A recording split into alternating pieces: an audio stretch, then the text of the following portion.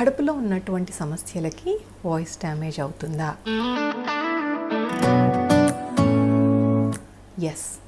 మన గట్ సరిగా లేకపోతే మనకి యాసిడిటీ ప్రాబ్లమ్స్ ఉంటే కూడా ఆ యాసిడ్ అనేది వోకల్ కార్డ్స్కి టచ్ అయినప్పుడు వాయిస్ చాలా డ్యామేజ్ అవుతుంది అని చాలామంది డాక్టర్స్, మనకి ఈఎన్టీ డాక్టర్స్ కానీ వాళ్ళు కూడా చాలామంది వాయిస్ గురించి అడ్వైస్ ఇస్తూ ఉంటారు.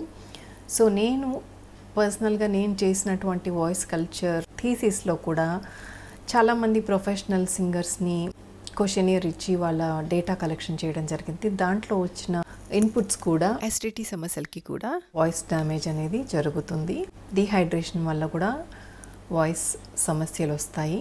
ఇవన్నీ ఇన్పుట్స్ రావడం జరిగిందనమాట. కాబట్టి మనం తినే ఫుడ్ స్పైసీగా ఉన్నా, ఆయిలీగా ఉన్నా, తర్వాత యాసిడ్ ఫామ్ అవుతున్నా, మనకి అసిడిటీ ఉన్నా, సో ఇలాంటి కారణాలకి వాయిస్ తప్పకుండా డ్యామేజ్ అవుతుంది. సో ఇలాంటివి లేకుండా చూసుకోవడం వల్ల వాయిస్ ఫర్దర్ డ్యామేజ్ని మనం ఆపచ్చు.